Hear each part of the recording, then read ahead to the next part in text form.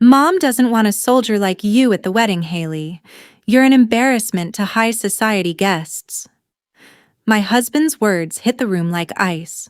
Just 7 days earlier, I had wired the final $450,000 from my life savings to clear the foreclosure on his mother's sprawling estate. For nearly 2 decades, I've led soldiers through combat zones, earning every medal on my chest. Yet in my husband's eyes, my service, my uniform, and my sacrifices made me unworthy of sitting at his sister's lavish reception. I didn't scream, and I didn't plead. I simply looked him in the eye and said, "Understood." 1 hour later, I made a single phone call to my attorney that would turn their entire world upside down. Follow my story until the end and comment the city or country you're watching from to see how far my voice reaches. My name is Haley Lawson. I am 39 years old, and for nearly 2 decades, I've served this country as an active duty lieutenant colonel in the United States Army.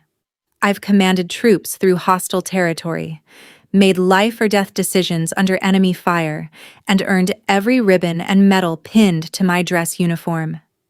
In my world, loyalty, honor, and sacrifice mean everything. But in the world of my husband, Julian, those values were treated like cheap dirt. The confrontation happened in our kitchen on a Tuesday morning. Julian stood by the counter, casually adjusting the cuffs of his designer shirt while flipping through the final guest list for his sister Vanessa's lavish country club wedding. When I noticed my name was nowhere on the seating chart, I asked him directly why his wife of 5 years was excluded. Julian didn't even look up at first. When he finally did, his expression was dripping with cold condescension. "Mom made the final call, Haley," he said smoothly. "Vanessa's marrying into old money, and the guest list is strictly high society. Mom feels that having a woman who barks orders in combat boots around our guests is an embarrassment. It just ruins the aesthetic." His mother, Evelyn, had looked down on my military career from day one, dismissing my service as coarse and unrefined. Yet neither of them had found me too unrefined to save them from ruin. I stared at Julian, my pulse completely steady. "Understood," I replied. Just 1 week before Julian called me an embarrassment, he had been down on his knees in our living room, practically in tears. His mother's prized 6-bedroom mansion in the gated hills of Oak Ridge was on the auction block. Evelyn had spent decades burning through her late husband's trust fund to maintain the illusion of generational wealth, racking up high-interest loans until the bank finally slapped a foreclosure notice on her wrought iron gates. Julian was frantic. The family's pride was at stake, and with Vanessa's society wedding just around the corner, a public eviction would destroy their reputation in front of the elite circle they so desperately craved. "Haley, you're the only one who can save my family," Julian pleaded, grasping my hands with desperate intensity. "If the bank seizes the estate, Mom will have a heart attack, and Vanessa's wedding will be ruined. We'll be public laughingstocks. Please, you have the capital." The remaining payoff amount was $450,000. That wasn't pocket change. It represented almost 2 decades of combat deployments, hazard duty pay saved while sleeping on desert cot beds, and a modest inheritance left by my late grandfather. It was my safety net, built with blood, sweat, and months away from home. I loved Julian, and as a soldier, my instinct had always been to protect those under my roof. I agreed to clear the debt, wire the full $450,000 directly to the lender, and save Evelyn from being dragged out of her home. Julian had kissed my forehead, calling me the family's savior and promising that neither he nor his mother would ever forget what I did for them. They certainly didn't forget. They simply decided my usefulness was finished the second the bank's receipt cleared. Later that evening, after Julian had left for his usual gym session, I walked into the hallway to retrieve my field jacket from the study. As I approached the door, I heard voices coming through the speakerphone on Julian's laptop. He hadn't disconnected his private family call before running his errand. Evelyn's sharp, haughty voice echoed clearly into the empty corridor. "You handled it perfectly, Julian. The last thing we need is your soldier wife marching around Vanessa's reception looking stiff and out of place. Her uncouth presence would completely spoil the atmosphere for the senator and the Hamilton family." "Don't worry, Mom," Julian chuckled, his tone smooth and sickeningly familiar. "She accepted it without a fuss. Haley's trained to take orders. She wouldn't dare make a scene." Then came Vanessa's voice, full of mocking laughter. "I still can't believe she actually paid the 450 grand.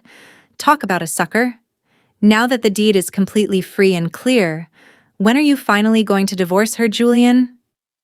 "The second the transfer papers clear probate next month," Julian replied without a shred of hesitation. "Once Mom sells the estate to that developer, we'll split the profit 3 ways. Haley won't see a single dime. She'll just have to go back to living on her base salary." My heart didn't break. It turned entirely to stone. In the military, when you realize you've walked into an ambush, you don't panic. You locate the enemy, secure your flank, and execute the counterattack. In my 19 years of service, I've learned that the most lethal weapon on any battlefield isn't firepower, it's intel and logistics. Julian and his family viewed me as a blunt, unsophisticated soldier who blindly followed orders. They mistook my discipline for stupidity, and that fatal underestimation became my greatest tactical advantage. The morning after wiring the money, I hadn't simply handed Evelyn a free check. I'd walked into the downtown office of Colonel Richard Sterling, a retired military judge advocate general and one of the sharpest estate attorneys in the state. Richard had drafted the payoff agreement under strict legal terms. "Haley, you never hand over a $450,000 gift without collateral," Richard had warned me with a knowing smirk. He had structured the entire payoff not as a gift, but as an expedited private lender buyout through a fully secured promissory note. Attached to that note was a first priority master lien recorded directly against the estate's deed with the county clerk. To make it airtight, Richard embedded an acceleration clause.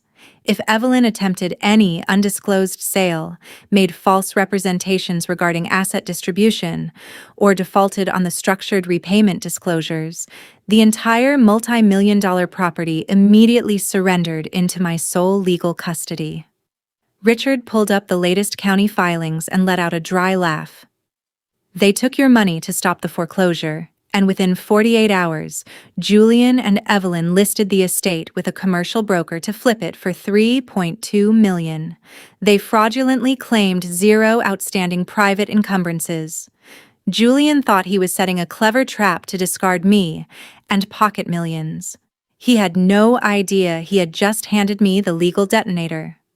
All I had to do was press the button. When you initiate a military strike, timing is the difference between victory and catastrophe. You do not move until every element of your operation is locked in place, and when you strike, you do so with overwhelming, irreversible force." Sitting in Richard's office, I authorized the immediate enforcement of the default clauses. Evelyn's secret commercial listing, combined with the recorded wire transfers, proving fraudulent misrepresentation to the county registrar, triggered the automatic acceleration protocol. The legal machinery operated with ruthless precision. By noon the following day, the court granted an emergency motion for non-judicial foreclosure and title assignment. The bank's prior rights were officially satisfied, and a clean, unconditional warranty deed was recorded under a single name: Lieutenant Colonel Haley Lawson. Evelyn's prized Oak Ridge estate was no longer her family heirloom, it was my sole, unencumbered property.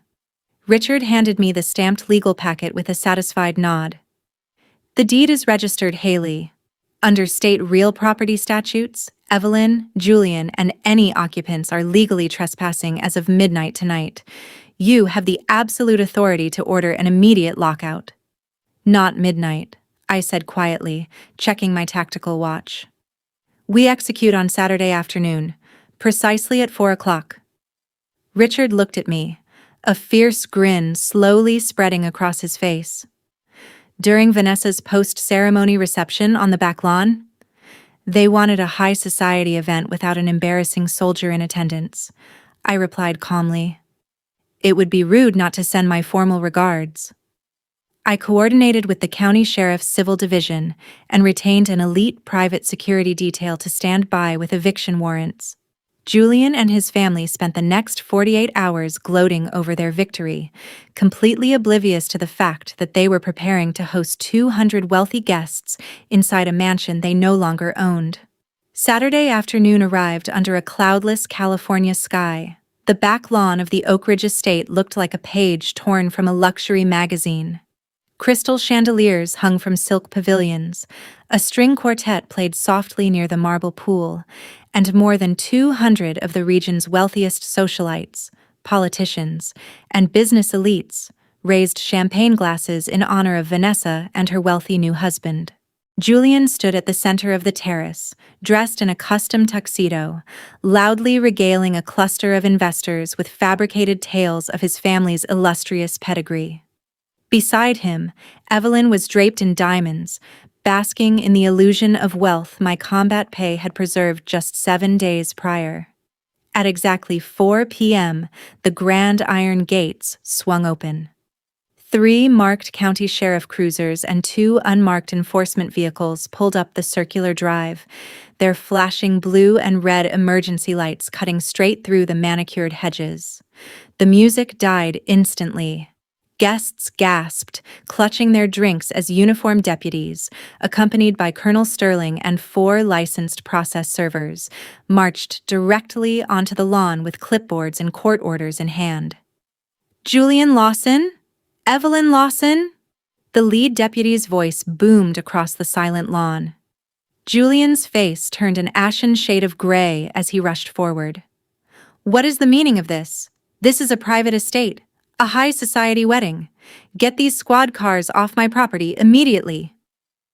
"It isn't your property, Mr. Lawson," Richard Sterling announced, stepping forward and handing a stamped warrant to the stunned guests beside him. "This estate was legally seized under default encumbrance and title transfer 48 hours ago. The sole owner and deed holder is Lieutenant Colonel Haley Lawson." Richard unrolled the official decree before Evelyn's trembling hands. "You are trespassing. You have 20 minutes to vacate the premises." Evelyn dropped her crystal flute, shattering it against the stone patio. "This is outrageous. She's my son's wife. She's just an unrefined soldier." "An unrefined soldier who owns everything under your feet," Richard retorted smoothly. Julian pulled out his phone, frantically dialing my number while guests began murmuring in disgust. When I answered, his voice cracked with raw terror. "Haley, please! You're humiliating us in front of everyone. Call them off. We can fix this, please." I listened to the chaos in the background, completely composed. "I'm just an embarrassment, Julian. Enjoy the reception." I hung up, leaving them to their public ruin. The fallout was swift and absolute. I filed for an immediate fault-based divorce, presenting the court with incontrovertible evidence of financial fraud and conspiracy. The judge granted every petition in my favor. Within 30 days, I sold the Oak Ridge mansion to a private developer for $3.4 million, recovering my original investment with massive returns. Evelyn was forced into a modest 1-bedroom rental, completely ostracized by the high society circle she worshipped. Julian, drowned in legal fees and personal debt, lost his job after his fraudulent schemes became public knowledge. As for me, I took my command overseas with honor, holding my head high knowing I stood firm against deceit. Integrity will always outlast arrogance.